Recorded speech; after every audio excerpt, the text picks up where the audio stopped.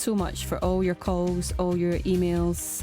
We were talking about the right to die for people who are terminally ill. So many of your texts and emails coming in. I thought I'd go through another couple of them. This from Anthony Horan, who's the director of the Catholic Parliamentary Office. Assisted suicide attacks human dignity. Once a law permitting assisted suicide is established, it must logically become available to all on the basis of equality, creating a system of death on demand, death by prescription, so says Anthony Horan. This text come in, it's an anonymous text, and I worked as a district nurse in the Netherlands and experienced and cared for patients who chose this way to end their life. In the 8 years I was there, I nursed 5 patients in total who made this decision. It is a dignified way to a person who knows and feels that this is the only point of their life. They won't get any further than that, and they don't want to live beyond that point. This choice is well made in advance, but also as the time draws closer, the patient is assessed again and their wishes remain the same. Thank you so much. 80295, you can keep your thoughts coming in. Still to come this morning. My name is Ricky Raw. I was involved in the struggle for Irish freedom. As far as I was concerned, this is war.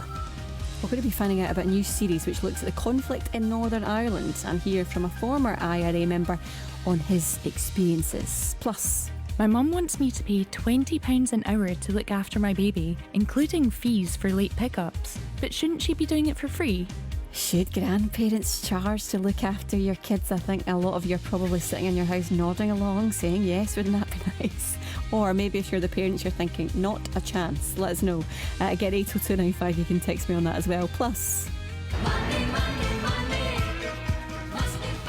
our finance expert is back, so maybe you want to talk about, I don't know, your pensions, cash contributions, should you cash in, cash out, or you maybe want to invest. Maybe you want to invest in property. Get in touch with Fergus Muirhead. You can call right now, 08085 92 95 00, or text 80295. Plus, I do feel like I own it and love it now, but when I discovered I needed a hearing aid and I had hearing loss and deafness, it was a complete shock to me. We're going to speak to the Crown and Call the Midwife actor Sam Baines on how to love being deaf. All the conversations that matter. Mornings on BBC Radio Scotland.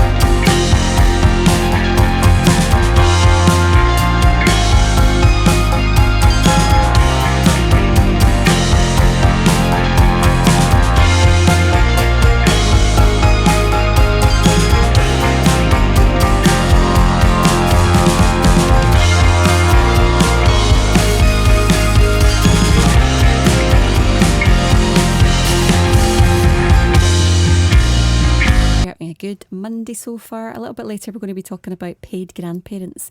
Is there ever a point where it's okay to say, actually, I'm looking after your kids, I want the going rate?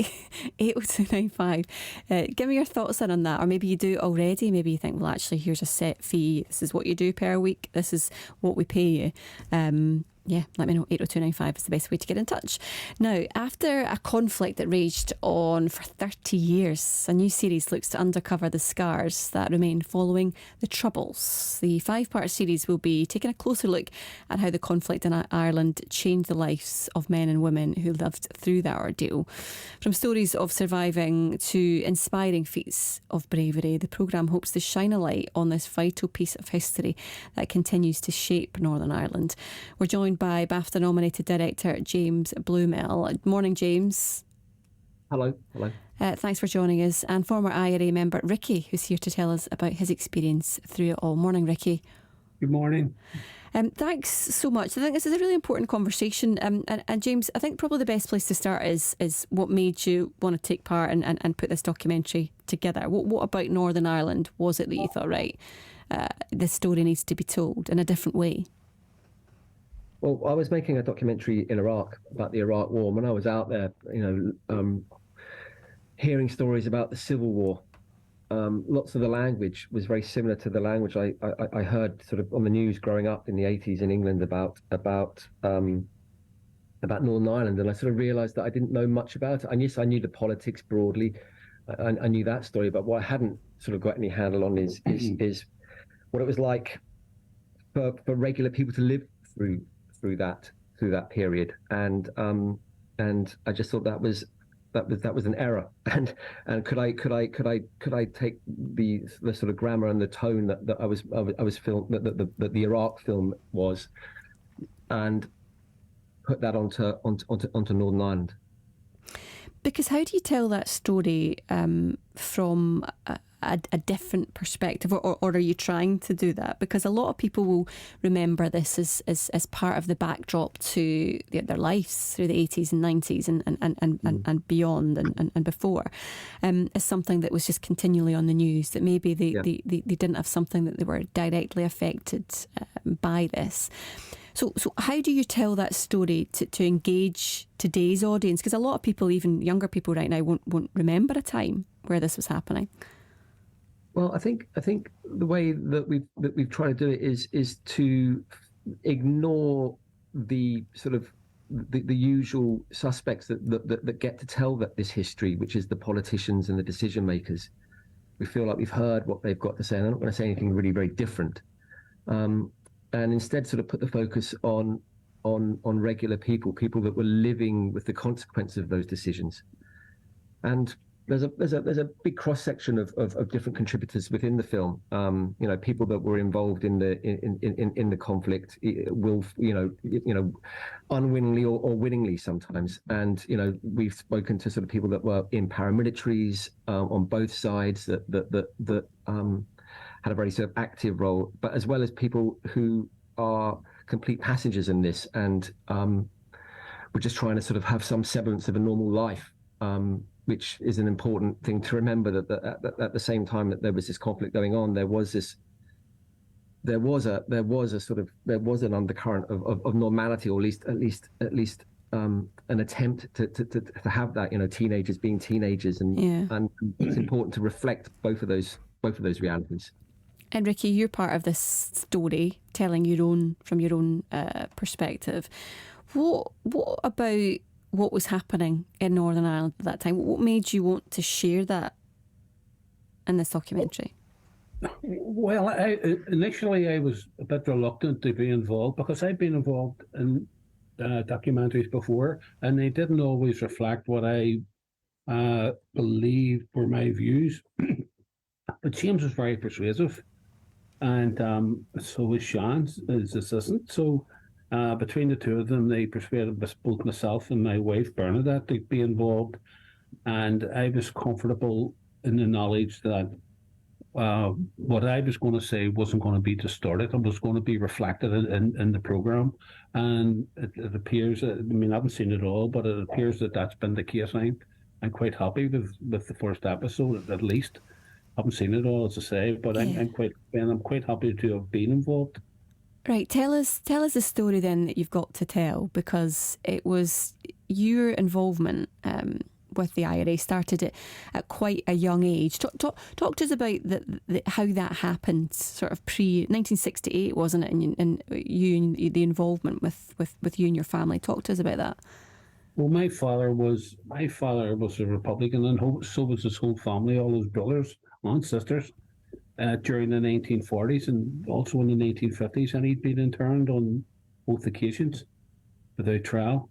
And so I came up in the sort of Republican with a Republican ethos, and then that ethos told me that the state of Northern Ireland was a manufactured state, that it was designed so that there would always be a unionist majority, and there was an unjustness about the whole thing, and the Catholics, etc., were denied civil rights. So when 1680 erupted and whole Catholic streets were being burnt, the IRA, the Provisional IRA, literally came to the fore and promised to defend Catholic areas and to fight for Irish freedom. And I just believed that was a just thing, a just cause. And I don't believe in armed struggle in any shape or form now, but I did then, and I firmly believed that it was right to fight for your country, and that's exactly what I did. What was it like day to day being a member of the IRA? What did that look like? What did that feel like? Well, for me, it was a full-time job. I mean, I literally was doing IRA activity from I got up in the morning, not always, but I was a very busy IRA man. What would that be? That would be organising. I was a sort of a leader in the area.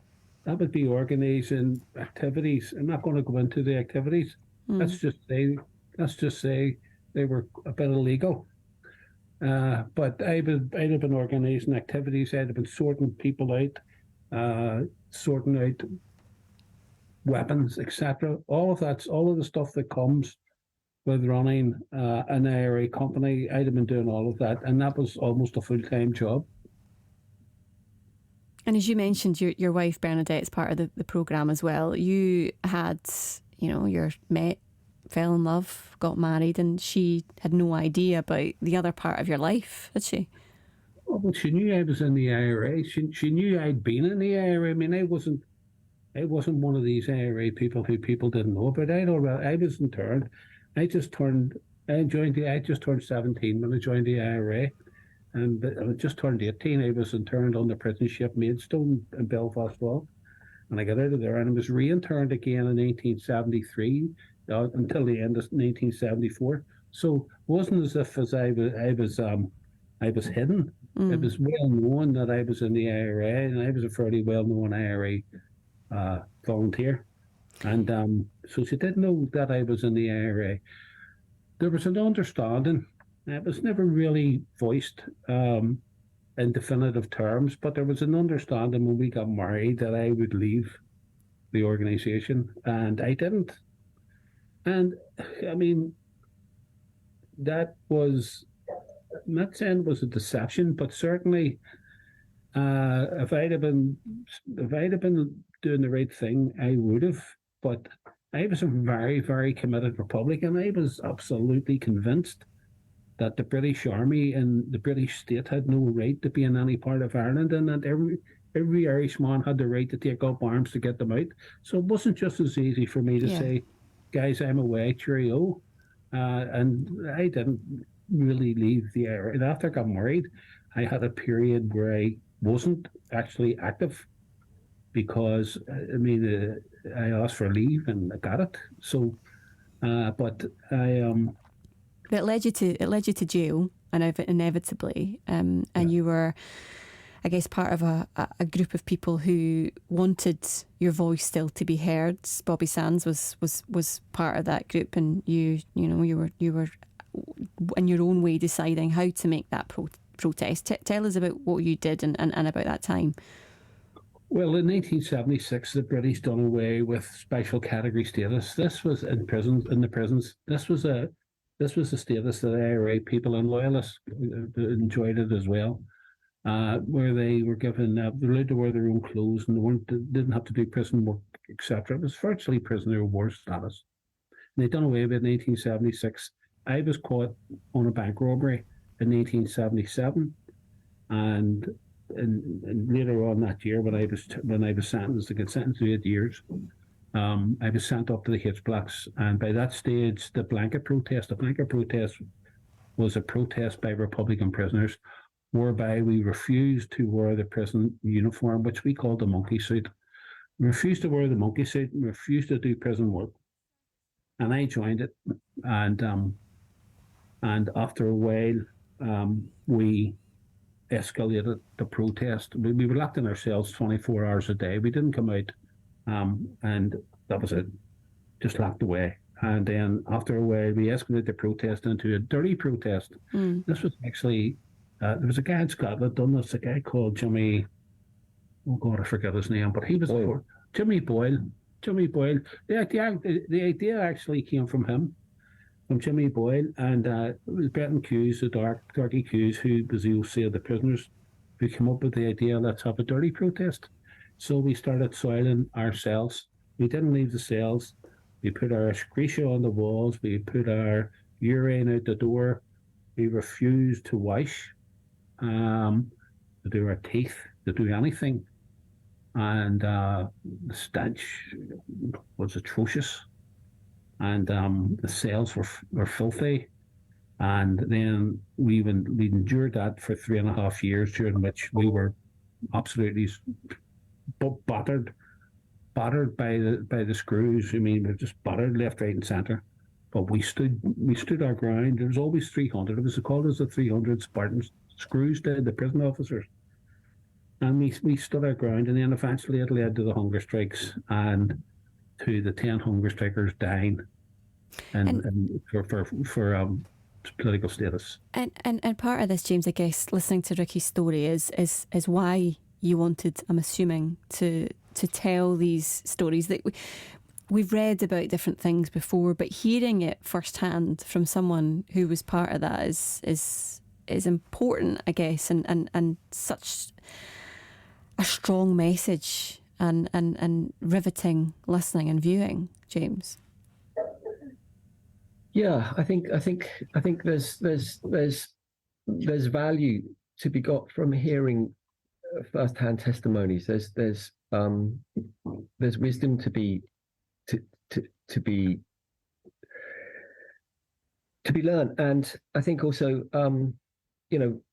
Ricky's story is fascinating, and but equally fascinating was the story of Ricky's wife, and that's a story of what when the men were in prison, what the women were doing on the outside, and how they were bringing up the family and surviving, and that's a story that really it feels like has been completely neglected, and I'm very sort of glad that Bernadette, Ricky's wife, decided that she would also sit in the interview chair and share her story, because I think that's incredibly valuable. Well, episode 1 airs tonight on BBC Two.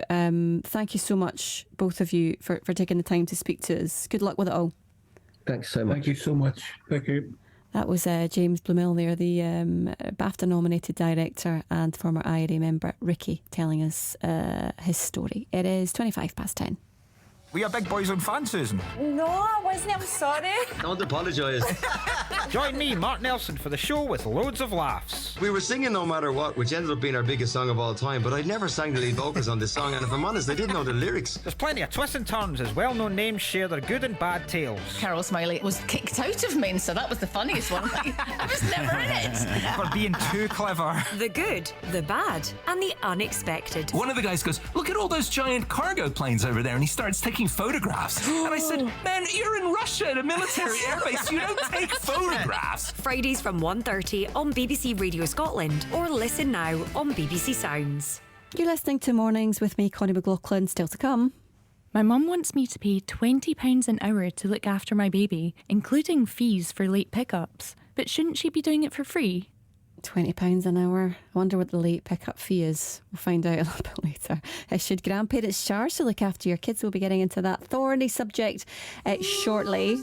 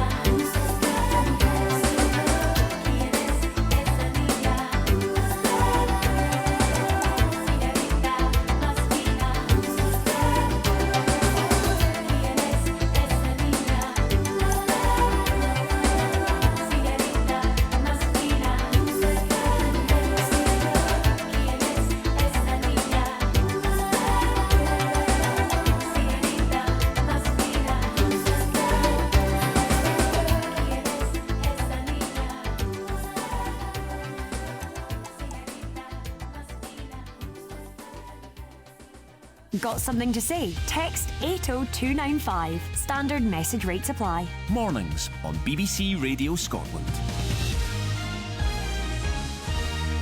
How are you doing? It's just after 10:30. Our saving surgery is back this morning. If you're lucky enough to have any money, what is the best option at a time with rising inflation and interest? How do you save your money? What's the best place, where's the best place to put it? What's the best thing to do with it? Is it best at a pension, property, or should you just put it back in the bank? And that's where Fergus Muirhead comes in, personal finance expert. Morning, Fergus. Good morning. How are you today? I'm good, thanks. Yeah, I'm good. I think we're going to be talking about paying grandparents in a couple of minutes' time, which I thought was interesting because for a lot of people that is one thing that they are struggling with right now is the rising cost of childcare, of fees, of different things. So, if anyone's got extra money, are they giving it as pocket money to their kids? It seems as if pocket money has gone up over the last little while, to be honest, Connie. Yeah, so I think kids are receiving an increase in pocket money. I don't know if they're doing anything for it. I think there seems to be a big debate about whether your children should get pocket money as of right, just because they exist, or whether they should actually get pocket money in return for doing certain household chores. I think there's been a debate about that for a long time now. Some parents think it's good just to give their kids some money. Maybe they give their parents some money as well. Nice. Maybe they just give their kids some money, to help them get used to dealing with money. But I think there are certainly other parents who think that they should only give their children money if they do certain things around the house, whether it's washing up or making the bed or washing the car or whatever. Did you get pocket money? Yes, I did. Can I ask how much? Well, I can't remember. I'm so old. It was pre-decimal. It was when there was 20 shillings in a pound, I think. Yes, indeed. It would be measured like that, I think. I remember I had to do all the housework, right? So housework chores every day after I came in from school, right? So Monday to Friday. And I got a bank account set up for me. I think it's maybe about 13-ish. And I got £40 a month paid into that bank account. And I remember thinking I was so rich that this was I think that bank account thing is a great thing because I think that the younger we can get children used to using the money, used to dealing with bank accounts, understanding what bank accounts are, understanding how interest works, the fact that if you put money into a bank account you'll get interest on it, maybe not very much these days, but that whole thing about understanding how money works and what interest is and how everything goes with bank accounts, the sooner and the younger we can get people to understand that, the better, I think. What's the current rate? What's the going rate right now?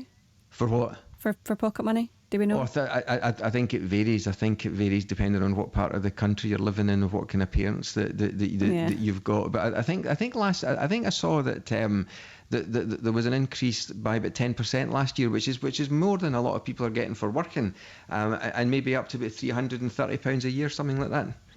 That's a lot of money. This is the story in the Guardian saying the children receive 11% rise in pocket money outpacing inflation. Yes. So maybe this is maybe that's why younger people right now are thinking, I don't need to work. I don't need to. I don't know this. whether there's a union for children that can go and strike and say we want a rate of increase in our pocket money that's greater than CPI this year. The reason I'm saying younger people, I don't mean younger people. I just mean actually my nephew, who's like, nah, he's got to that stage where he's now 16 and he's like, I'm looking for a job. So yeah, interesting stuff. Okay, right. Well, Fergus is going to be back after 11 o'clock this morning for our main surgery. Fergus, we have got dozens and dozens and dozens of texts already coming in. So if you've got anything that you want to ask Fergus about, anything money related, you can give Fergus a call. 08085 92 95 00 is the best way to do that, or you can text 80295. We're going to be talking about paid grandparents after this. That Don't Impress Me Much by Shania Twain.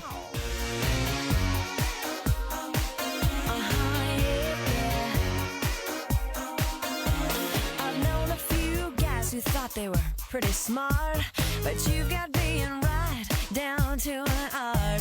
You think you're a genius, you drive me up the wall. You're regular, original, know it all. Oh, you think you're special. Oh, you think you're something else. Okay, so you're a rocket scientist. That don't impress me much. So you got the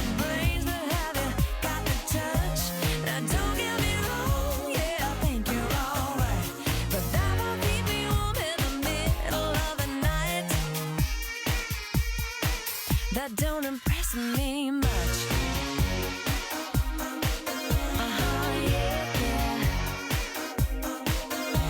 I never knew a guy who carried a mirror in his pocket and a comb up his sleeve, just in case. And all that extra old gel in your hair ought to lock it, 'cause heaven forbid it should fall out of place. Oh, you think you're special. Oh, you think you're something else.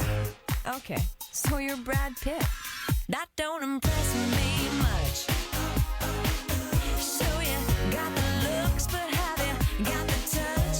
Now don't get me wrong, yeah, I think you're alright, but that won't keep me warm in the middle of the night. That don't impress me much.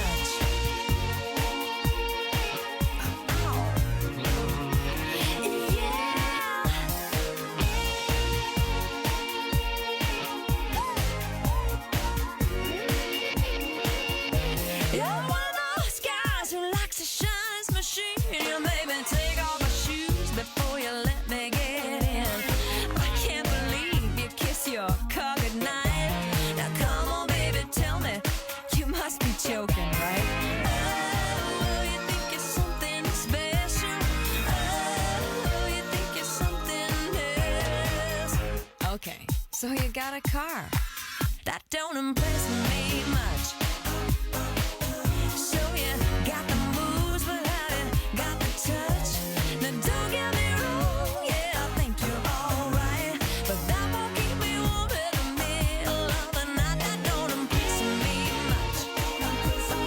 Oh no, you think you're cool, but have you got the touch? Now don't get me wrong, yeah, I think you're alright, but that won't keep me warm on the long, cold, lonely nights. That don't impress me much. Yeah, yeah. Okay, so what do you think? You're Elvis or something? That don't impress me.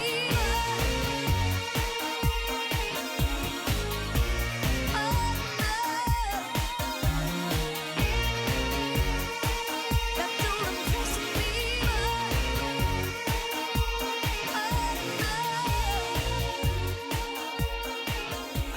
Shania Twain, that don't impress me much.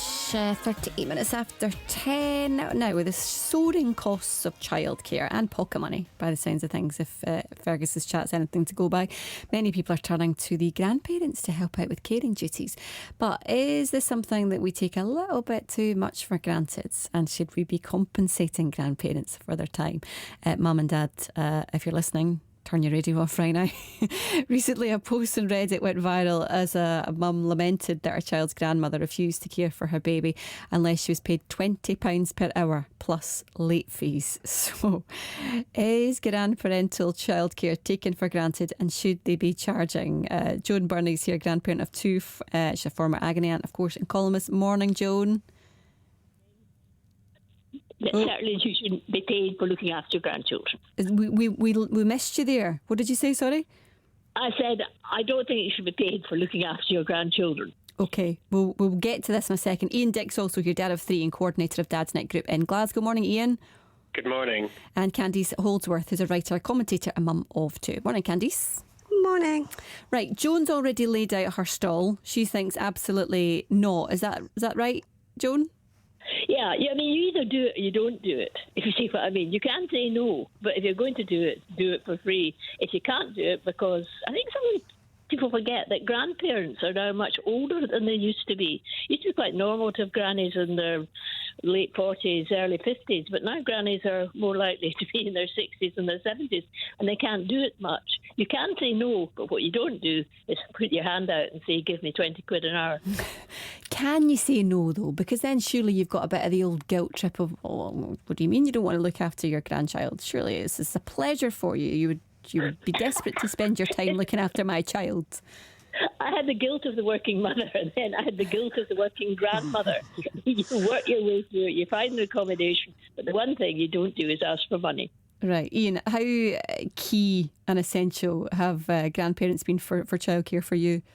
Oh, absolutely key and essential. There's not a chance we would have managed to be able to get out to work or to study or to do anything we would have done over the past few years if it weren't for both my wife and my parents. Not a chance. How often are you talking about? So we have arrangements. So my parents have a set day where that's their day for looking after the kids. But then that it's kind of an all-inclusive thing. They look after them kind of completely after school. But with other grandparents who live a little bit closer by, kind of drop in and actually do very similar things. So it's quite frequent. Sometimes it's scheduled. Sometimes it's just, oh, are you free in a couple of days' time, or are you free next week for a particular appointment or something like that? But that kind of availability is absolutely essential. So, how much money do you reckon you save in childcare? Do you know something? I genuinely have no idea how much I could have saved. I know that even just on something simple like nursery costs, we've avoided by taking a hit on making certain choices on our jobs. So we actually avoided spending that much on childcare that way. So we've kind of done the same thing when our the grandparents are available. Then, yeah, I have no idea. If it's £20 an hour, then we're not sure we'd manage to wangle it, to be honest. Candice, where do you stand on this? Where do I stand? So I think if you're in a position to care for your grandchildren, do so. But I know that there are many grandparents who have to still keep working. And so I remember when Liz Truss was announcing all her childcare reforms, one of the things she said is giving parents those 15 to 30 hours childcare money to maybe pay a grandparent who can then quit their job, reduce their hours, just create a little bit more flexibility. I mean, I remember when my second child was born, and my mother-in-law, who's amazing, she came and stayed with us for a month. And the midwife was just incredulous at this. How does she get the time off work? Which showed me that it's actually unusual. A lot of grandparents still need to work. And I think it's a nuanced debate. I mean, I don't think you should, if you could afford it, then I don't think you should be asking for money, because I think that could create awkwardness between you and your children. But I think if you still need to pay your bills, that could be a way for parents to also lower the costs for childcare for themselves, because a lot of grandparents won't charge as much as a nursery. Do you think that there's something around this idea of being able to, in some way, if you're paying for the service, if you like, you can then decide on and be very clear on what you want to happen during that time? Oh, absolutely. I think you need to have that discussion. So I actually know a couple who work very tricky hours. So and the father's mother, she had a caring job, and she was able to quit her job, and they paid her because she could do unusual hours that nurseries and childminders couldn't do, but they had to have a discussion beforehand, and lay out the expectations on either side. And I think that that's even the case for if you're not paying for it. I think before you have children, don't just assume that they're going to have availability. I think you need to understand what they can and cannot do, because I saw that when I had children. Sometimes there was disappointment and resentment. And, it's like your first caller said, a lot of grandparents are older as well and less physically capable. My mother had to have a knee op replacement. I mean, it was hard for her. So, yeah, I think if you're going to do that, you need to have very clear expectations set out beforehand. Joan, is that the key to this, making sure that there's really key boundaries about and not having the expectations that just because you're not able to do it, that they definitely would be able to do that? I know I've got a 3-month-old, and but all apart from one grandparent is still working. So it's hard to fit that in around their lives too. It is extremely hard. I mean, you've also got to think about boundaries. What grandparents want to do with their grandchildren may not be exactly, behaviour-wise, etc., be what the parents want. And, of course, the parents have supremacy. But at the same time, if you're a grandmother and you've been told that child is not to be on her phone or her screen for more than 20 minutes, you really would like to sit down and have a cup of coffee, you might go over that boundary. It is very difficult. I think I didn't mind helping. I did my best to help out, even though I was still working, because I remembered that when I had young children, my mother helped me.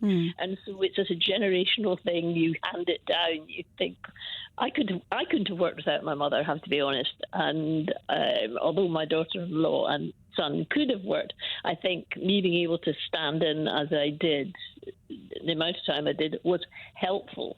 But you do have to have serious considerations about it. It's just I would feel funny about taking money from my children in any shape or form, and that would have stopped me saying, hand me over the 20 quid or whatever. But at the same time, they were aware that it wasn't always convenient for me, and they made it very clear that I could say no. And that was hugely helpful, because it does help the guilt. You do sometimes have to say no.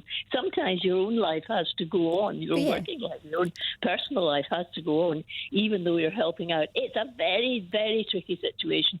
And, of course, the cost of childcare makes it even more difficult. And Ian, part of this, I suppose, and Joan's saying there that she's in a position that she wouldn't be comfortable taking money from her children. Some people might be in a position where they would need to do that, and if maybe they decided that this is something that they could, maybe they would reduce hours in their own job and take on this as part of a new type role, and in some way it would mean that the parents always knew that there was someone that they trusted taking care of their children. Surely that's a good sort of balance of time and everyone's getting compensated. I would say so. I mean, I think it's a similar thing of if that's the way that your relationship with your parents, when they're the grandparents, if that's how it works, and you can set some very clear boundaries on what you're going to do. If you're going to exchange money, then so be it, go for it. But I think we run a risk in this whole dynamic when there is entitlement either way. So if we parents feel there's an entitlement for our parents to look after the grandkids, then that's dangerous. But then also I think there's a danger if the grandparents are saying, well, actually, no, I'm entitled to be paid to be looking after the grandparents. That could also have relationship chaos in there. So I think that we could run into a bit of a risk. Yeah. But I think as long as there's that kind of mutual respect of, no, we're all adults here. We all have our own lives to live, and we're either going to work together with this or we're not. And I think that's a very clear thing we need to discuss. Yeah, it can be an awkward conversation, but you're absolutely spot on. It's that idea of not taking advantage and having, as Joan said earlier, clear boundaries. Right, thank you so much, all of you, for taking part. That was Joan Burney, Ian Dick and Candice Holdworth. Where do you stand on this? Should we be turning to our grandparents to help with childcare, but should we be charging them for the pleasure, or should grandparents be charging us for the pleasure? 80295 is the best way to get in touch. It's just coming up to 10:48. Radio 1's big weekend is coming to Dundee. Make some noise. Anne-Marie. Lewis Capaldi. The 1975. Let us take you closer to the music. I love you. Radio 1's big weekend this weekend. It's going to be huge. I'll see you there. Watch on iPlayer. Listen on BBC Sounds.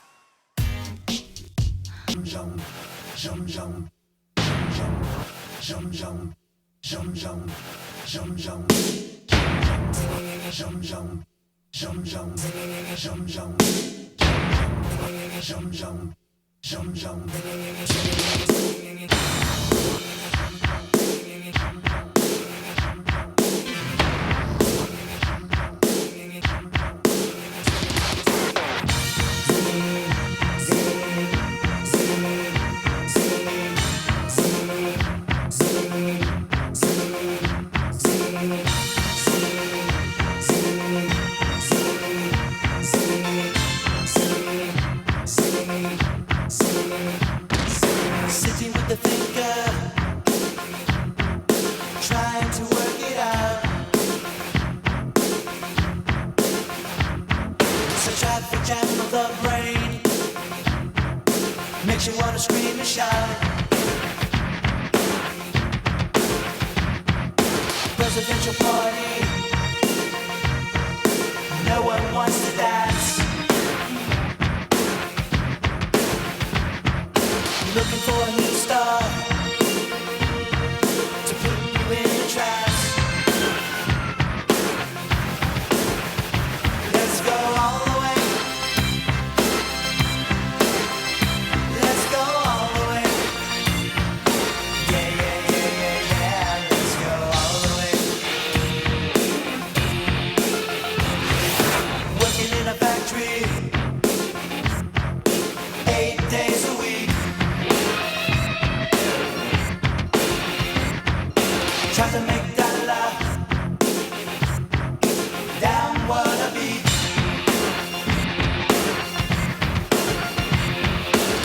Y2K burst,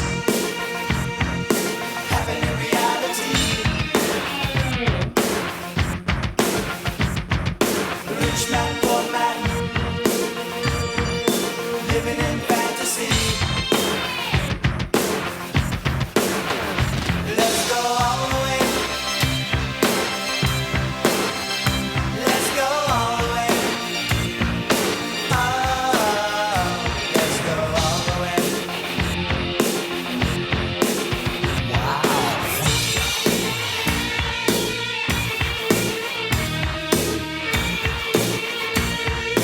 Yeah, yeah, yeah. Living in New York looks like an apple core. Apple core. Asphalt jungle. Got to be a man of war. California dreamers sinking in the sand. The Hollywood squares are living in Disneyland. Let's go all the way. Let's go all the way. Let's go all the way. Let's go all the way. Let's go all the way. Let's go all the way. We need heaven on earth today. We can make a better way. Let's go all the way. Go all the way.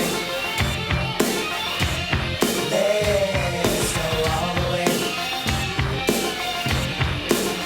Yeah. La la la la la la la la la la la la la yeah. La la la la la la la la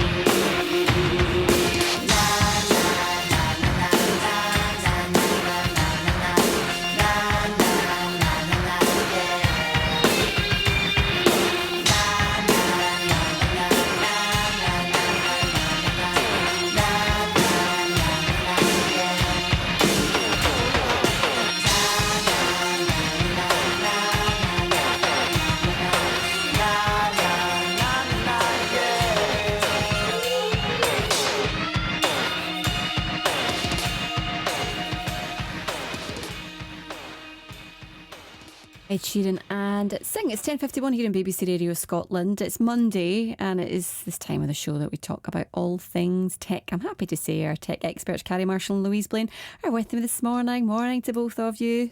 Good morning. Good morning. How are we feeling on this Monday? Are we all good? Sunny, nice. Sunny, where are you, Louise? Hindland. Right, okay. I'm in Edinburgh right now and I'm still peering out the window and it's a little bit har is here still a little bit, which is a bit annoying. Blue skies, I'm afraid. Okay, well I guess what I'll be hot-footing to after the programme. Okay, right, we've got loads to get through as always this week. Carrie, we're talking about and the best way to try and reduce noise pollution, especially maybe if you're in a flat or if you are around people and you don't want to annoy them. That's right, and there's a number of things that you can do. There's a new feature that Amazon has just brought out in its Prime Video called Amazon Dialogue Boost. And what it does is it increases the volume of the dialogue relative to the background music and the sound effects. So normally, because dialogue is getting very, very indistinct in a lot of modern TV shows. So the natural thing to do is just to turn everything up. But when you do that, the loud bits then really upset your neighbours. So what this does is it compresses it in such a way that the dialogue becomes louder without all the other stuff becoming louder as well. And this is something that you'll also find in quite a lot of modern smart TVs and soundbars, where they've got a thing called night mode. Right. And again, it does compression. And the idea behind it is that you can watch, Yellow Jackets at night without the scary bits upsetting everybody through the walls as well. Because this week, Louise, it's Noise Action Week, Noise Action Awareness Week. Have I just made the awareness bit up? Nope, Noise Action Week. Right, okay. So basically it's about raising the awareness of the noise that we make So it is about thinking about the fact that we do crank up our TVs, etc., and putting our music on and thinking about using headphones or just even these nice little touches that you can do with the general living room activities. Right. How else can tech help us? So, talking about going forward with that, if you are using your TV at home, one thing I always think about is if you've not invested in a sound bar yet, what you'll find is that you're turning your TV up massively because your TV's facing you and the speakers are all facing backwards. So all the TVs have been designed beautifully, so they're gorgeous and thin, but the speakers go backwards. So actually, if you did invest in a sound bar, you wouldn't have to crank it up as loud because the sound bar's in front and it's sending you audio towards the sofa instead of into the wall. Because that can be tricky. And this is a complete and utter sidebar, pardon the pun. It's about having the captions on, the what do you call them again? Subtitles. Yeah, Subtitles. Thank you for that. Subtitles on all the time. Is this like a new thing? Apparently, most people watch TV with subtitles on. Yes, a lot of people are now watching TV with subtitles, but purely because of the reason that Carrie was saying is the fact because the dialogue is just never loud enough. So I actually know a lot of people that do that, but these techniques should help it. They use basically it uses AI to accentuate the dialogue of anything, so we can finally turn the subtitles off. Right, that'll be a bonus. Okay, Carrie, what about ambient noise? I feel as if in my house right now, all I live with is white noise because of the baby. That's the sound that mainly comes from my house right now. Oh no, yeah, it's a bit of a nightmare when you've got a baby in the house. There's not a great deal you can do about babies, I'm afraid. But for example, I was traveling on the train last week. I was on for like 6.5 hours, and I had noise cancelling earbuds in, and they made such a difference because they removed the noise of the train and the sort of the thrum that you get from people chatting, and they did actually do quite a good job of reducing the volume of crying babies as well. But maybe I'll stick them in. It's all right. He's crying. He'll be fine.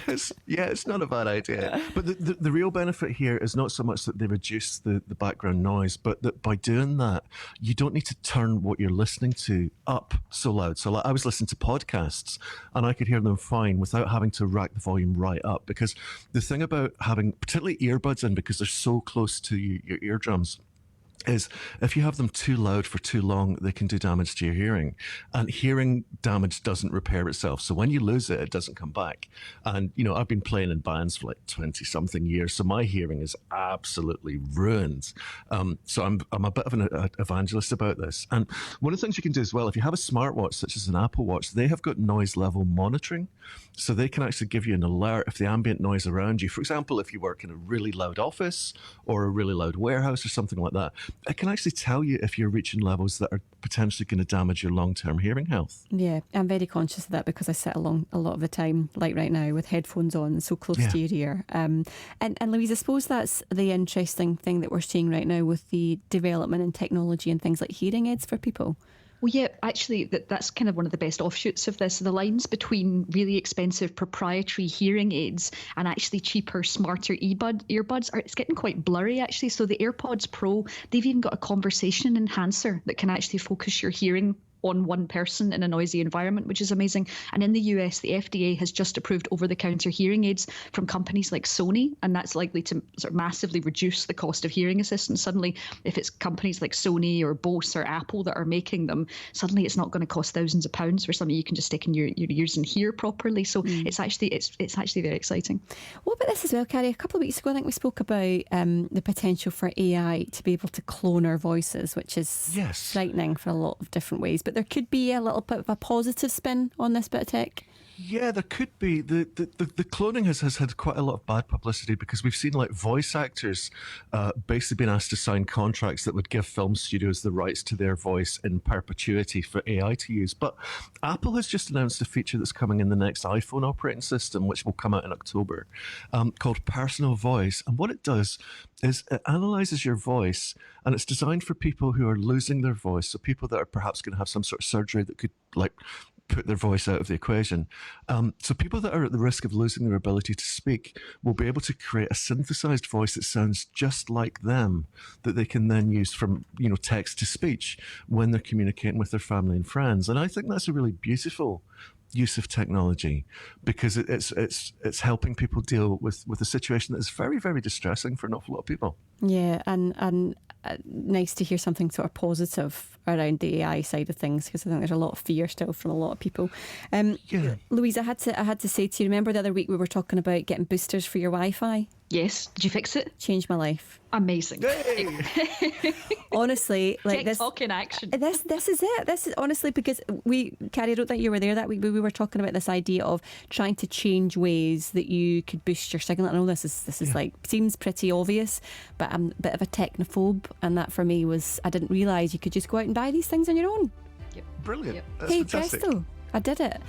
So I'll be able to download all these things and watch them with the right amount of noise pollution now today because of that. Right, great to speak to both of you. Speak to you soon. Likewise, take care. Thanks very much for that. That was our tech experts, Carrie Marshall and Louise Blaine. Hopefully, if you can stay with us, we're going to be speaking to Sam Baines a little bit later in the programme, who will talk to us about her thoughts on being deaf. Just talking about hearing aids there. After the news. On digital radio, FM, your smart speaker, and on BBC Sounds. BBC Radio Scotland.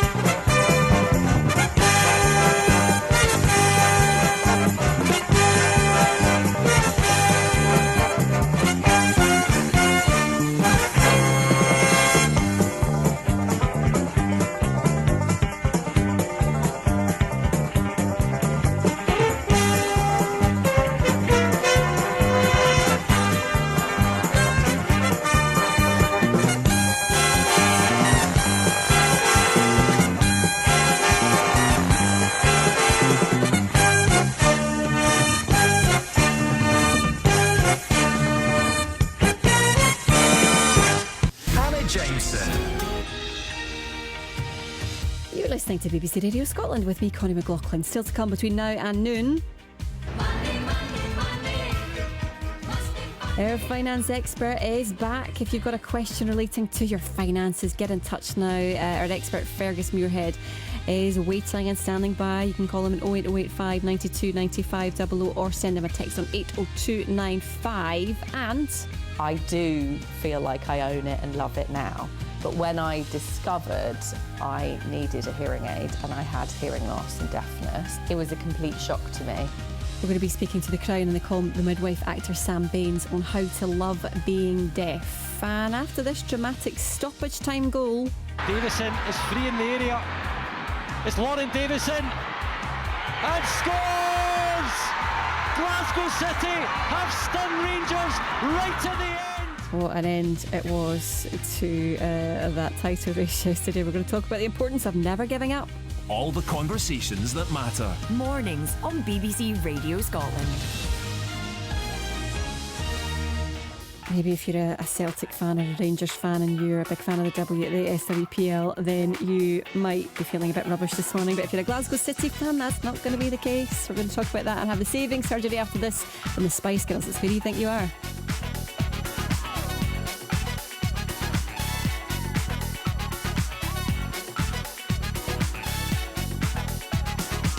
The race is on to get out of the bottom. The top is high, so your roots are forgotten. Giving is good as long as you're getting. What's driving you is ambition and bidding. I said, do you think you are? Do you think you are? I said,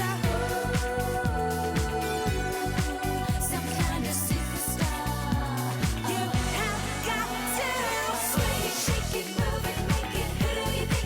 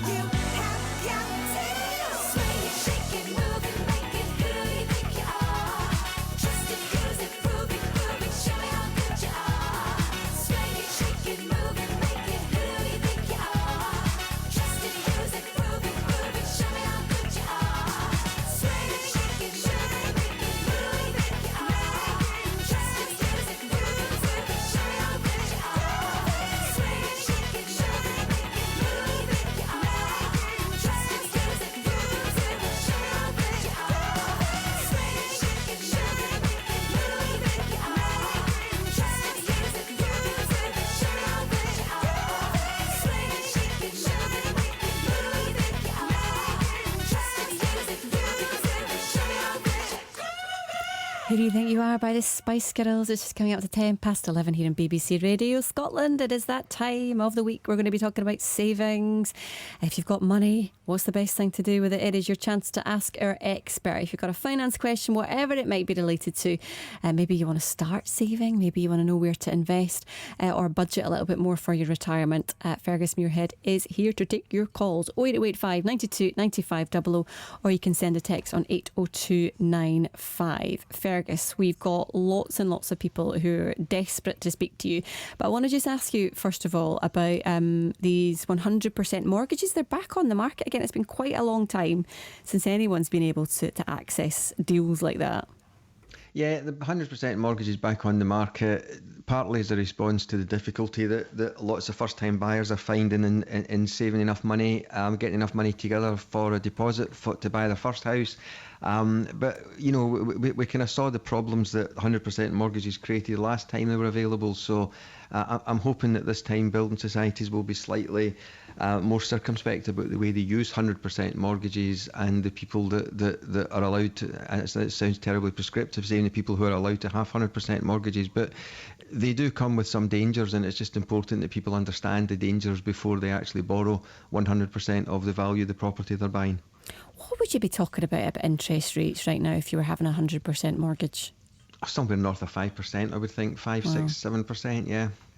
Okay. Depends on the lender. And to be honest, Connie, they're almost changing on a daily basis at the moment because interest rates have been in such a state of flux over the last few months because of the way Bank of England has been increasing rates. Lenders have been quite quick to increase rates as well. So there's lots of new rates coming on the market. There's even talk that some lenders might soon be anticipating a fall in interest rates, and if that's the case, then we might start to see mortgage rates going back down at some point over the next few months. So, you know, really important times for lenders for borrowers to understand exactly what rates are available and the implications of taking on a mortgage at this stage, and make sure that they do their homework first of all, and make sure that they've got the deal that suits them best before they sign on the dotted line. Making the right decision, it's always tricky. Right, William's on the line in Mintlaw. Morning, William. It's a lovely day here. Lucky you. Send it my way. Send it to the east if you don't mind. Right, what would you... I could do it by 24-hour delivery. Yeah, that'd be great. What's your question for Fergus? Well, first of all, here's a statement here. About 40 years ago, I got my house. I bought a house, obviously, building society, and the rates went from quite a reasonable 8% to 12.5%, and then 17.5%. We stuck it out, and we eventually managed to pay our house off. But here's an interesting fact here. In trying to get savings done, we know that when you save, you can save on what they call compound interest. Well, I have a statement called compound deflation.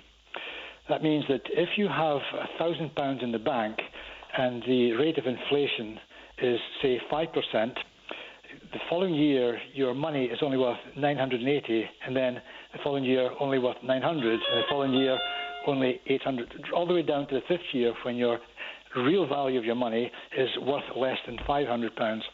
I was going to ask Fergus, what would he suggest, and how can we keep pace of savings against the rate of inflation? I hope he followed that. No, I did follow that, and compound interest is a very important concept. And Connie and I were talking earlier on about the importance of teaching youngsters the value of money at a very early age. And I think the earlier you are, or the younger you are, when you start to understand about compound interest, then the better it'll serve you in later life. Compound interest basically says that if you put £1,000 in the bank today and you get 10% interest, then at this time next year you'll have £1,100. That's correct. And then the year after that, you get 10% of the £100, so you're actually getting interest on your interest. That's the benefit of compound interest, and the longer you can hold money somewhere where you're benefiting from that sort of interest, the better it is for you long term. So people understand that concept of interest upon interest. It's also very important that people who are borrowing money understand that as well, because quite often you pay interest on the interest that you're building up with some of these debts. So compound interest is a very important concept. But the point you make, William, is absolutely right. That if you put £1,000 in the bank today and interest is 10%, then you might still have £1,000 in the bank at this time next year, but that £1,000 will only have the purchasing power of £900 today, because the effect of a 10% rise in inflation will mean that your money is worth 10% less next year. And all other things being equal, it'll only buy you next year what £900 will buy you today. And that's why the question you ask is really important. Yes. Where is the best place that I can put my money in order to protect it against the ravages of inflation? And the answer is that it's a very difficult thing. I've got one of the best known comparison websites in front of me at the moment, and the highest rate of interest that I can see on this is some 30% less than the current rate of inflation. So even if you're managing to find the best rate of interest, and this is for a regular savings account rather than for someone who's investing a lump sum, then you're still going to lose 30% of the value of your money. If inflation is 10%, lose 30% of that 10%. So it is really important that in times of higher inflation, people do look round to find the interest rate that is highest. And quite often we don't do that, because we spoke last time we did the surgery a couple of weeks ago about the number of people who have got money lying in current accounts that don't pay any interest at all. And even in times when inflation is low, if you're not getting any interest at all and inflation is positive, then your money, your savings are not keeping up with inflation. So it's really important that you do look round and you find the highest paying interest rate account that you can find.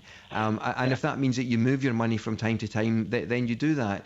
But it's also important that if you've got a slightly higher attitude or acceptance of risk, then you might want to look a wee bit further afield than a savings account, and you might want to look to something like the stock market or something where there's a wee bit more risk involved, but that risk carries with it the potential for greater reward over time. It depends on how important it is that your money doesn't lose value. That ties in quite nicely. Thank you so much, William, for your call this morning. I appreciate that. That was William. I hope it wasn't a scaremongering call.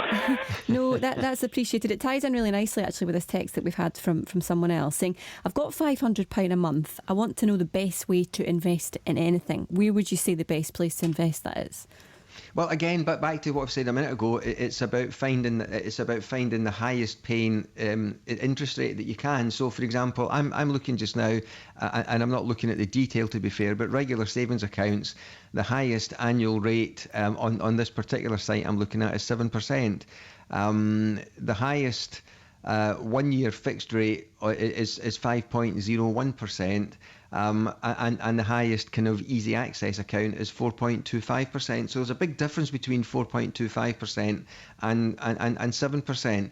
And if someone's saving £500 a month, then it's important that they get the highest rate that they can find. So my starting point would be, if you've got access to the internet, go online, have a look at what interest rates are available from the different accounts that are available, and make sure you're looking across all the different types of accounts. Make sure you're looking at regular, instant access accounts, long-term savings accounts, and regular savings accounts, because they all pay different rates of interest, and that rate of interest is pretty much varying on a kind of daily basis at the moment. But if that person's talking about just investment in general, would that be they'd be better buying a property to use that £500 a month for that, or they'd be better looking at, as you were saying, stocks? Or if someone's very new to this and they've got that money sitting, is it best just to sit in a bank account and find the best? Well, I think it depends on three things, Connie. It depends on how long you intend to invest that money for. It depends on what your attitude to risk is, and it depends on your tax position. Because the gains that you make from most forms of investment are subject to some form of tax, and unless you qualify for one of the exemptions because you invest money in a pension or you invest money in an ISA or something like that. So there are certain places you can invest money where you won't have to pay tax, either on the gains that you make from that investment or from all of the income that you take from it. But you need to be aware of your own tax position and how any gains that you make will be taxed. you also need to be aware of the risk that you're taking. When we were talking to William a minute ago, I made the point that if you put £1,000 in the bank today, you'll still have £1,000 there at this time next year. Whether it's got the purchasing power of £1,000 today or not is a different question. If you invest £1,000 in the stock market today, you might have nothing there next week, or you might have £5,000 there. So there's a hugely greater degree of risk involved if you go in and buy individual stocks and shares. Now, for people who want to dip their toe in the stock market, they can do it via Stocks and Shares ISA, where they're paying a fund manager to take some of that risk away, or to diversify some of that risk, so that rather than buying one share, you're maybe buying into a basket of 1,000 or even 10,000 shares that are all performing in a different way. But there's still risk involved, in the sense that your £1,000 that you invest in an ISA today, or your £500 a month that you invest in an ISA, could well be worth less than £500 or £1,000 at this time next week or next month or next year. Right. So if you're comfortable with that risk, and by comfortable with that risk, what I generally mean is if you've got another little bit of savings somewhere that can deal with any emergency, so that if you need access to cash quickly, you don't have to cash in the investment that's dependent on stock market investments. I think this maybe, you've just answered this text from Jane, but I just want to read it out anyway. I want to dip my toe in the water of stocks and shares investment of £10,000. Do you think it's a good idea to put faith in the professionals who put together a parcel of shares and stocks, and then they do all the buying and selling for that parcel of shares? But I think what you're saying is that an ISA might be the best option for that, and it's about risk. The ISA is generally the best option for someone that wants a bit of help with it.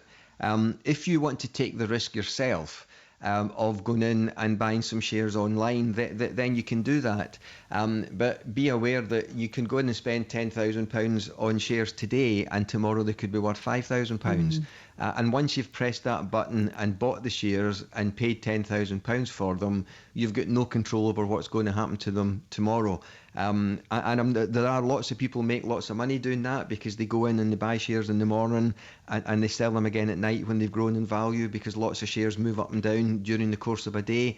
There's lots of people even make money when shares fall, because of the way they buy them and sell them. But that's for someone that wants to sit down in front of a computer and get involved in buying and selling. For someone that wants to dip their toe in the water, then generally an ISA is the most efficient way to do that, because you're paying someone else to buy a basket of shares for you, and you're not putting all of your eggs into one basket at any one time. Okay, we've got quite a few to get through, so I'm going to rattle through some of these. This one says, from Alan, says, should I sacrifice the salary pension scheme in my work, or put it all into property? Oh, it'll take us all day to answer that one. There are so many questions there. The question about salary sacrifice is a really interesting one. Salary sacrifice is a formal name for a process you can go through with your employer, where you say to them, my income at the moment is £25,000. I want you to reduce my income to £20,000 and pay that extra £5,000 into my pension on an ongoing basis. So the benefit of that is that there can be national insurance savings for the employer and for the employee, so it's quite a tax efficient thing to do. There are a couple of downsides that you need to be aware of. One is that sometimes a salary sacrifice scheme is difficult to unwind once you've got into it, and sometimes if you've got a death and service benefit scheme that perhaps pays a multiple of your income as life assurance if you die, then the value of the death and service scheme can fall, because it's based on your new salary rather than your old salary. So if it's twice salary, for example, you would find that the death and service benefit will fall from 50,000 to 40,000, because your salary is going from 25 to 20. Right. Okay. The second part of Alan's question was, should I do that rather than putting the money into property? That's a completely different question, and that's back to being all about risk and diversity of investment. So if we get time to come back to that, let's do that. Okay, this one from Cammy, the bus driver. I'm close to 55 and I'm getting messages from all over saying, release your pension now, pay off your debt and mortgage, take a lump sum. What's the best options for pensions? I've got a company pension and a state pension, but know almost nothing about my options. Right, the best option is very, very likely to be not to do what he's suggesting, which is to go in and just kind of take the money out and release that money. releasing money from a pension scheme, there's lots of people getting lots of messages about that at the moment. Some of them are just out and out scams. Some of them are bad advice. A pension is about providing a source of income at retirement. If Cammy is not going to retire at 55 and he takes all of his money or a lot of his money out of his pension now, then he's jeopardising the amount of money that he's likely to have later on in retirement. So he needs to seriously sit down and look at how much is in his pension at the moment, when he wants to retire, and how much money he's likely to need when he retires, and see how all that comes together, looking both at the money he's got in his company pension and the money he's got in his state pension, which if he's only 55 now, he won't be getting his state pension for quite a while. Right, one more quick one. Any advice for single people with no children? What's the situation with inheritance tax? That's from Joan. Oh, inheritance tax is one of these really complicated questions. The bottom line is that if you've got an estate that's valued very roughly at more than £325,000, but that could double depending on your personal situation, then you might have to end up paying inheritance tax at 40% on anything over what is called your nil rate band. So the first 325,000 or 650, but going up to $1 million, depending on your personal situation, could be free of tax. Anything else you're likely to have to pay 40% tax on. There are lots of things you can do while you're still alive to mitigate some of that tax, giving some money away, putting some of it into trust, but it's very complicated. It would be dependent on personal situations, and I'd rather not get involved in any specific solutions without knowing slightly more about this situation. Right, good show. Okay, Fergus, always great to speak to you. Thank you for your time this morning. Good to talk to you. You too. Fergus Muirhead there, our expert when it comes to savings, investments. Hopefully that answers a lot of your questions, and if maybe you didn't send the question, and maybe it was still helpful for you. Right, we're going to be speaking to Sam Baines, the actor who has changed her life, and she's going to tell us more about what it was like for her when she became deaf, and we're going to be talking about resilience in sport. 11:26. On BBC iPlayer, Waterloo Road is back. Come on, hurry up. First day back at school, going to be late. With more drama. This is a victim of organised crime. All Danny's got to do is say nothing. He's going to walk free. More chemistry. Can always stay at ours if you get stuck. Last thing she needs is you breaking her heart. And more history. This is Andrew Treneman. Took me back a good few years when we used to work together. Just in time to see the fireworks then. The new series of Waterloo Road. Watch on BBC iPlayer. 11:27, you're listening to BBC Radio Scotland. It's mornings with me, Connie McLaughlin, still to come, and after this dramatic stoppage time goal. Davison is free in the area. It's Lauren Davison, and scores! Glasgow City have stung Rangers right to the end. 92nd minute winner it was for Glasgow City. So we're going to talk about the importance of never giving up, and in just a couple of minutes I'll speak to actor Sam Baines about how she learned to love being deaf. I'm in love with you. Put your hands together. I'm in love with you. Oh yeah. I'm in love with you. Oh Jesus. Say I am. I'm in love with you. I am. I'm in love with you. Oh yes. I'm in love with you. Jesus. You fill my heart, Lord, with your unfailing love. You satisfy my soul. Oh yeah, yeah. You touch my heart, Lord. A never-ending song. Joy overflows. Oh, as I gaze upon, as I think about you, Wanna be close to you. I wanna be close. Wanna be close to you. Oh, I'm in love. Tell him I am. I am. Oh, Jesus. Tell him I am. I'm in love with you. I am. I'm in love with you. Oh, I'm in love with you. oh, Jesus. You fill my heart, Lord, with your unfailing love. You satisfy my soul. Glad you love me. Yeah. I love you more. Touch my heart, Lord. A never-ending song. Joy overflows. It overflows. It overflows. As I think of who you are, I wanna be close. I gotta be close to you. Oh, tell him I love you. Lord, we love you. Nobody like you. Tell him I am.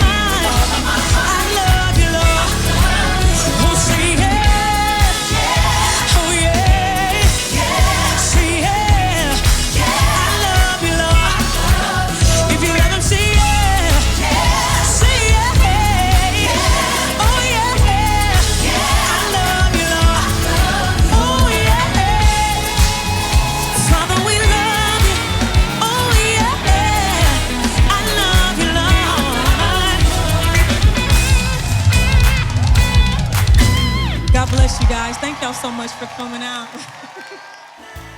Get in touch with BBC Radio Scotland. You can call our free phone number on 08085 92 95 00. Text 80295. Standard message rates apply. This is BBC Radio Scotland.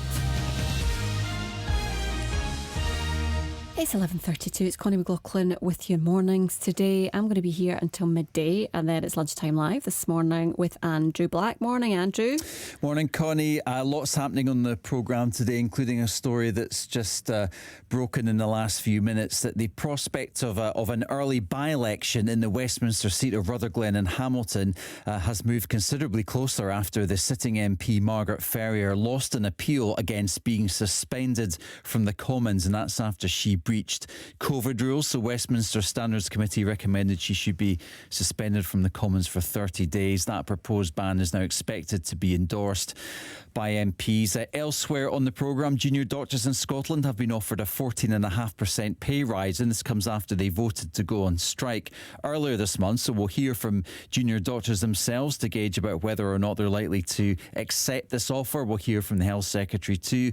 And we're also heading towards peak summer holiday getaway season, and with that has come a warning from the GMB union, which is worried about the risk of serious assault against its members working in Glasgow Airport this summer. The GMB saying that staff working particularly in the baggage handling side of things have been suffering escalating levels of abuse, either verbal abuse, spitting or something more serious. And we're also going to be live at the Chelsea Flower Show today. We're speaking to a Scottish business who are taking part this year.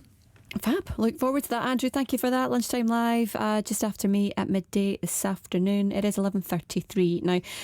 After finding out she was losing her hearing at the age of 29, actor Sam Baines thought her life was falling apart. But now, just over 5 years later, she's not only learned to live with her deafness, she's also learned to love it.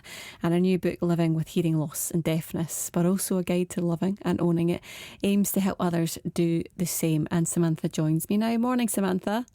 Morning. Thank you so much for coming on the programme. This is a really interesting take, your book, on something really difficult that you had to deal with. Tell us a little bit about when you started to go deaf and you realised something was going wrong. Thanks for having me. Yeah, I think it's really important for me because I've been on such a journey with my deafness that, you know, you said the book title there, Living with Hearing Loss and Deafness, a guide to loving it and owning it, because I think that's a really important part of it. Because when I was 29 and I was told I had hearing loss and I needed a hearing aid, it was a complete shock to me. It was a jaw on the floor moment. I'd gone to the GP because I had tinnitus. They'd said, let's send you for a hearing test just to check. I sort of thought at the time maybe they got bonuses for sending you for a hearing test, so fine. I didn't want my GP to miss out on a bonus. So sure. And I always say the funny thing about a hearing test, which sounds strange, but you can't hear what you can't hear. But in an eye test, you can see that you can't see the line. So it really can be a shock in a hearing test because you think you've, you know, got all the beeps that they play and you click a little button. So I sort of walked out of my hearing test thinking they were going to etch my name on some plaque because I had the best hearing they'd ever seen. Standard. So I'm quite competitive. So it was, a real shock. And especially, you know, I was about to turn 30. I thought there's no one else like me. No one else has been through this. I felt very kind of other, in inverted commas, very different. And I was given all these leaflets. I remember when I left the audiologist with people with grey hair on the front getting hearing aids, and that's fine, but that wasn't me. And so I went on this real journey, which involved doing a bit of research, looking for a book that would tell me what to do, which is why I eventually wrote my book, because I couldn't find one. And also kind of really delving into the deaf community and working with RNID. And I'm the ambassador now for the Royal National Institute for Deaf People, and really like getting involved in the deaf community to find out what being deaf means and what impact it can have on your life. Because I was really scared at the time that, you know, my career was over. I do a lot of radio and broadcasting. I was in period dramas. I thought I can't be in Call the Midwife again if I've got a hearing aid from 2022. But luckily none of that is true. I can still do all of it. But it was a very scary time. Well, you were saying that you were writing this book first and foremost because there wasn't one there, but you were saying that you wanted to try and find out more and access this deaf community. What did you find? I found and still find amazing people. The deaf community is one of the most welcoming communities. I'm also bisexual, so I love the queer community and the LGBTQIA community. But the deaf community is wonderful. There's so many interesting people. Being deaf is part of our identity, but it also doesn't define completely who we are.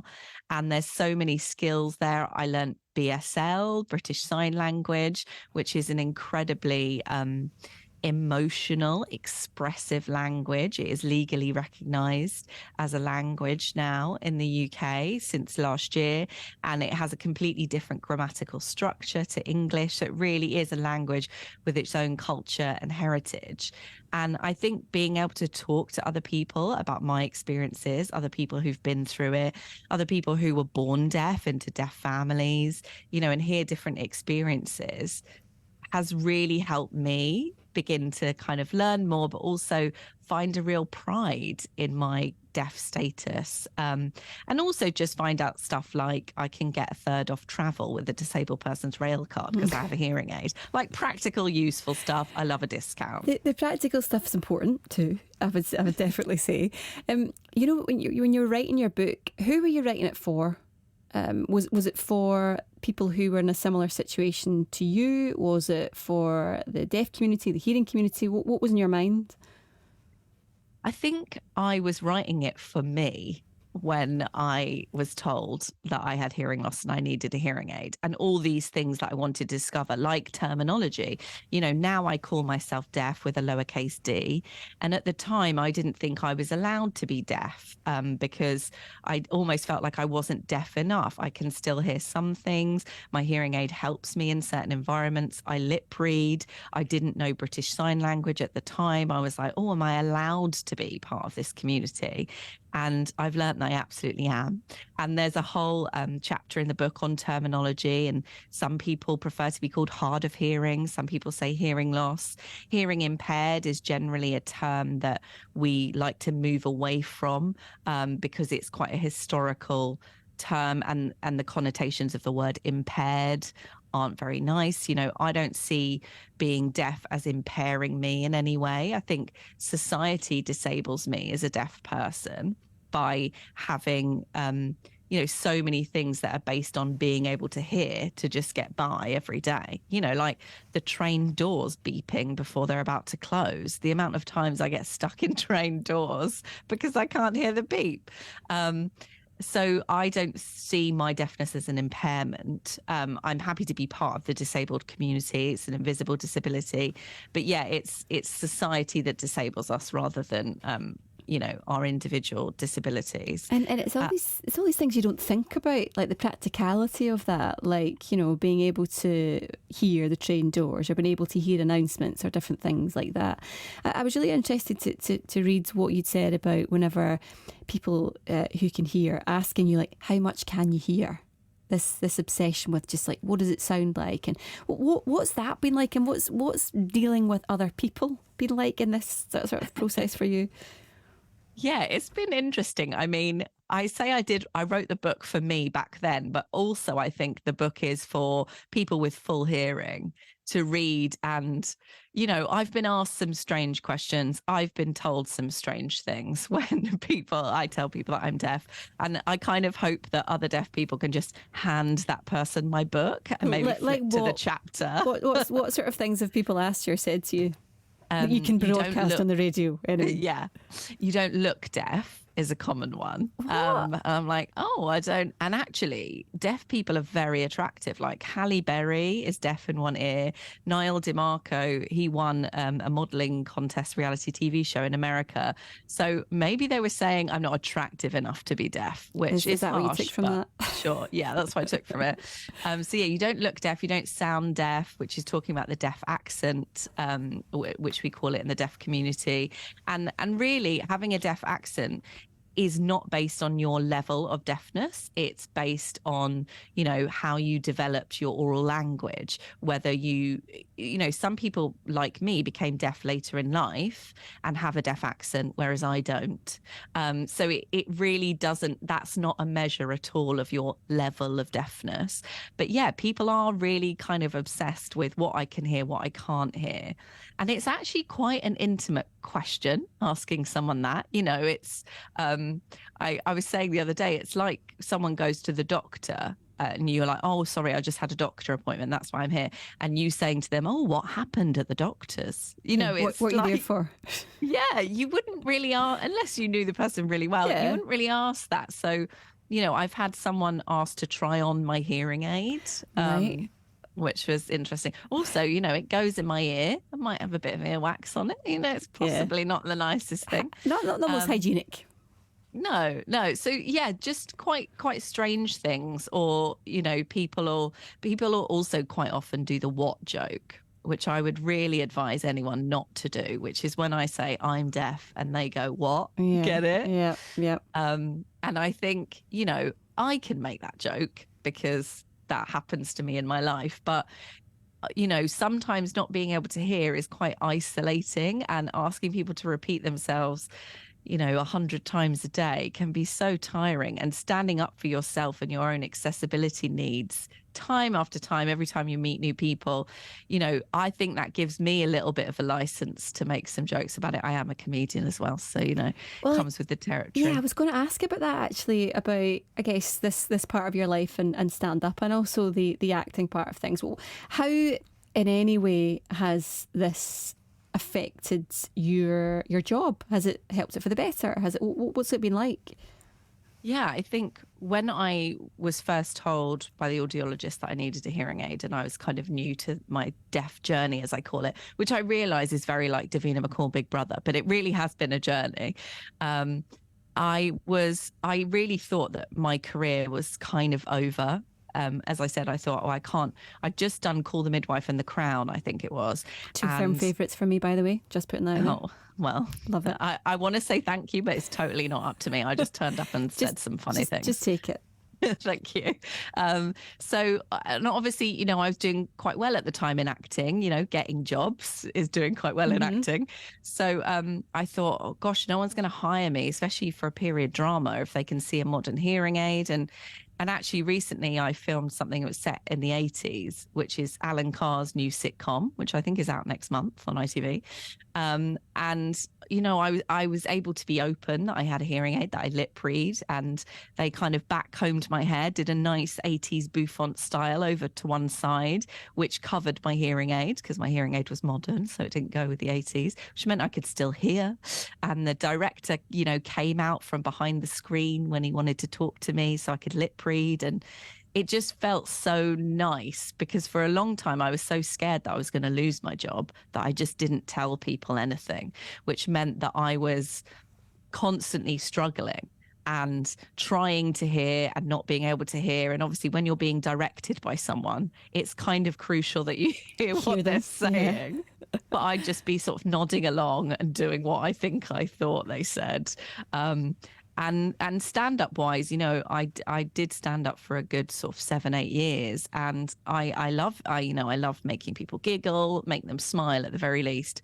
But I did realize, over the last 6 years that I had to stop doing stand-up comedy. And that's not to say that deaf people can't be stand-ups, and there are brilliant deaf stand-ups. It's just that for me, the concentration fatigue, which is, what comes from trying to listen, straining to listen, lip reading constantly, watching people's lips, and also in those environments, even like traveling to gigs every night, being in a gig environment with a bar in the background, lots of people mingling, other comedians talking to you in the green room. You know, when I was on stage, it was fine. I had a mic. Everyone had to be quiet and listen to me. Ideal. But I realized that was making me really, really tired, and it meant that I couldn't do my other things. So I did take the decision to stop doing live stand. I mean, I don't think the nation mourned, but some people were upset.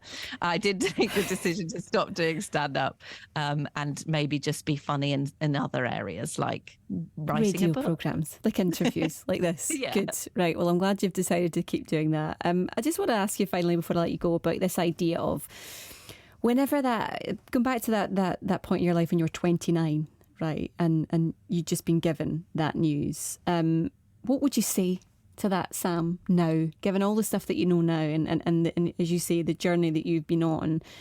What would be the advice you would give to her? It's a great question, I think, because when I discovered, just after I left the audiologist, I cried in a bike storage shed at a shopping centre in London. And I should say my audiologist was near there. It's not that I just went there to cry. Yeah. I have cried there before because of some of the sizing in some of the shops. It's difficult. But, you know, I think if I could talk to crying Sam, I'd say, you're going to be okay. You're going to meet incredible deaf people who are going to open your eyes to so many new and interesting ways of expressing yourself and life experiences. You're going to write a book. You're going to write children's books with deaf protagonists and talk to kids and make them giggle, which is super cool. And you're going to learn to love being deaf and even have a line of hearing aid jewelry so you can spice up your hearing aid. So, you know, it's going to, this moment feels sad, but actually it's going to change your life for the better. I think that's a good message to end it on. Sam, thank you so much for talking to us this morning. It's been a pleasure, and it's also nice because I get to see you as well. I can see Sam face to face, and so I can lip read. Thank you. Lip read, but it's also just nice to see your face as well. Right, okay. Living with Hearing Loss and Deafness, but also a guide to loving and owning it, is available now at all good bookstores. That's Sam's book. Good to speak to you. Thank you. That was Samantha Baines.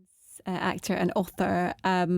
Hopefully you enjoyed that conversation. Lots more to come. We're going to be speaking about resilience in sport next. It's 11:48. We are big boys on fan, Susan. No, I wasn't. I'm sorry. Don't apologise. Join me, Mark Nelson, for the show with loads of laughs. We were singing No Matter What, which ended up being our biggest song of all time, but I'd never sang the lead vocals on this song, and if I'm honest, I didn't know the lyrics. There's plenty of twists and turns as well-known names share their good and bad tales. Carol Smiley was kicked out of Main, so that was the funniest one. I was never in it. For being too clever. The good, the bad, and the unexpected. One of the guys goes, look at all those giant cargo planes over there, and he starts taking photographs. And I said, man, you're in Russia at a military airbase. You don't take photographs. Fridays from 1:30 on BBC Radio Scotland, or listen now on BBC Sounds.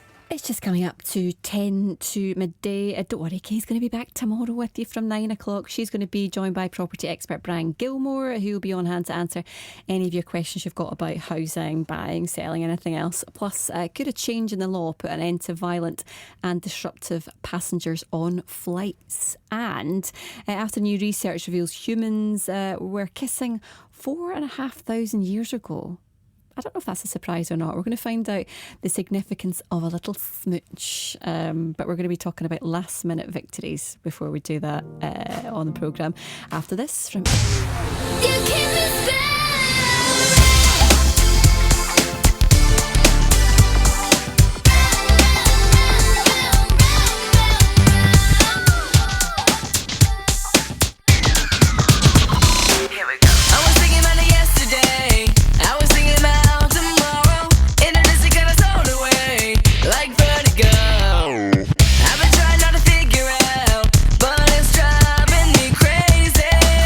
Well, you think I know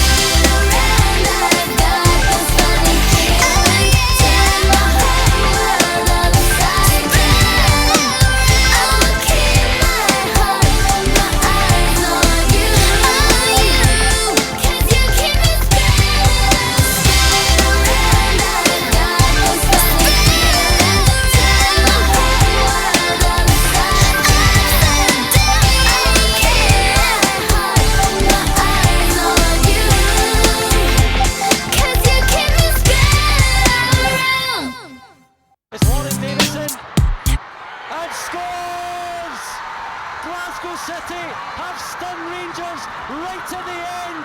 It's Rangers 0, Glasgow City 1. It was a brighter day if you're a Glasgow City fan after that. That was incredible drama in the SWPL season as it came to an end yesterday. I don't know, as you might have seen this online, the trophy was in the car and it changed directions several times.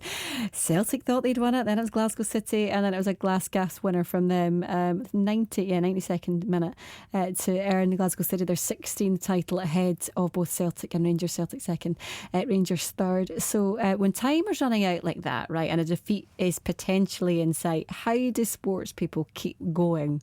And what is it that's within them that gets them to that point where they can make that final push? How do we get that resilience? I'm here to talk more about that. Is Julie Fleeting, former Scotland international. Morning, Julie. Morning, how are you? I'm good, thanks. Thanks for coming on. We've also got Dr. Paul McCarthy, sports psychologist at Glasgow Caledonian University. Morning, Paul. Good morning. Right, Julie, let me start with you. Oh my goodness me, what an end to things. Oh, it was just absolutely incredible.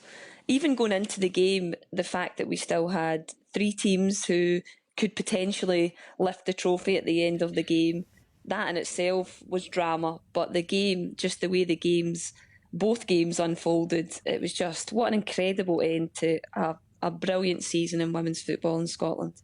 The elation, it's the contrast, isn't it? The elation between what was happening if you're a Glasgow City fan and player and all the rest of it, and just what it meant to those players. And then I think Fran Alonso has become a conversation all of his own because of the everything was played out, and that's the Celtics women's head coach, if you're not familiar with him. Everything was played out through him, I think, in that touchline. And I think for the dugout, the touchline, the coaches and even the subs, I think it's a lot more difficult for them than it is for the players on the pitch.